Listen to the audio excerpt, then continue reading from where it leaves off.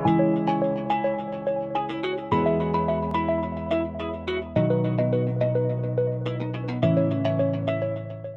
teman-teman, kali ini kelompok 6A2 akan menganalisis salah satu kasus korupsi terbesar di Indonesia. Surya Darmadi merupakan salah satu tersangka dalam perkara dugaan tindak pidana korupsi dan tindak pidana pencucian uang dalam kegiatan pelaksanaan yang dilakukan oleh PT Duta Palma Group di Kabupaten Indragiri Hulu atau INHU yang menyebabkan kerugian negara sebesar 78 triliun rupiah. Kasus itu disinyalir menjadi korupsi terbesar yang pernah terjadi di Republik ini. Surya Darmadi adalah pemilik PT Darmex Group atau PT Duta Palma. Surya Darmadi sebelumnya telah ditetapkan sebagai tersangka oleh KPK pada tahun 2014 terkait dugaan kasus suap pengajuan revisi alih fungsi hutan dan izin usaha perkebunan di Indragiri Hulu, Riau. Selain itu, Surya juga diduga melakukan tindak pidana pencucian uang sebesar 78 triliun rupiah yang dilakukan bersama mantan Bupati Indragiri Hulu periode 1999 hingga 2008, Raja Tamsir Rahman. Kasus ini merupakan pengembangan perkara yang menjerat mantan Gubernur Riau, Anas Ma'amun, sebagai yang menerima suap tersebut. Surya diduga menyuap Anas Ma'amun dengan uang 3 miliar rupiah untuk mengubah lokasi perkebunan milik PT Duta Palma menjadi bukan kawasan hutan. Sejak tahun 2019, Surya masuk ke dalam daftar pencarian orang hingga Surya Darmadi resmi menyerahkan diri ke Kejaksaan Agung pada Senin 15 Agustus 2022.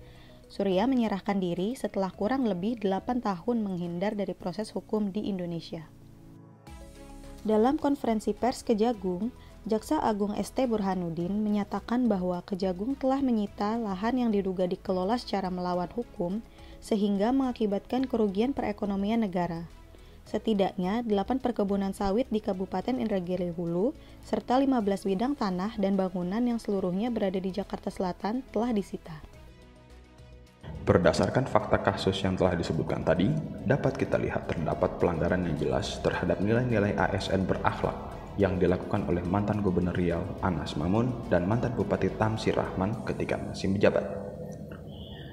Dengan menerima suap oleh Surya Darmadi, mantan Gubernur Anas dan mantan Bupati Tamsir secara sengaja melanggar nilai ASN yang akuntabel, yaitu menyalahgunakan kewenangan jabatan.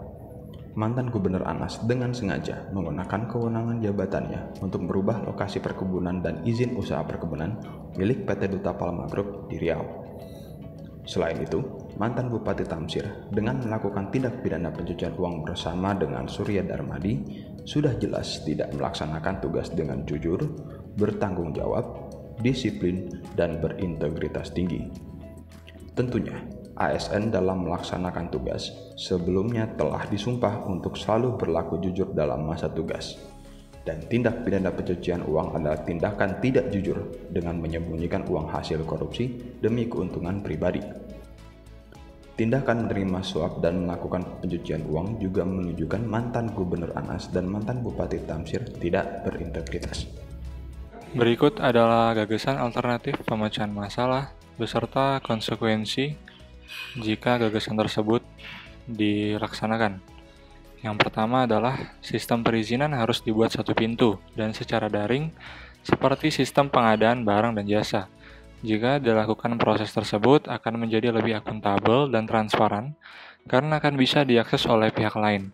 Hal ini juga dilakukan untuk mencegah timbulnya hasrat untuk korupsi jika masih dilakukan secara tatap muka oleh orang-orang yang berkepentingan.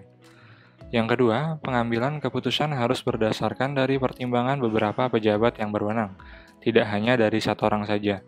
Hal ini dilakukan untuk menghindari praktek suap oleh mitra terhadap satu pejabat tersebut jika keputusan hanya diambil oleh satu orang saja.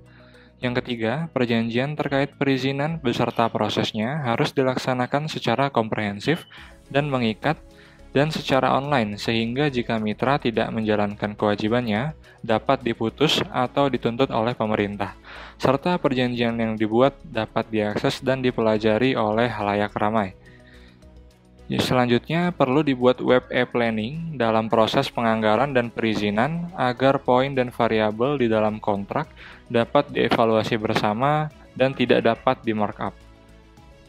Yang kelima, perbanyak penyuluhan anti korupsi dan wawasan kebangsaan agar ASN tidak berpikir untuk melakukan tindak korupsi dan praktik suap. Yang terakhir, sertakan perwakilan KPK dalam proses perizinan yang bernilai cukup besar sehingga dapat diawasi dalam pelaksanaannya dan jika terdapat indikasi suap atau korupsi yang tidak disadari dapat diperingatkan oleh KPK.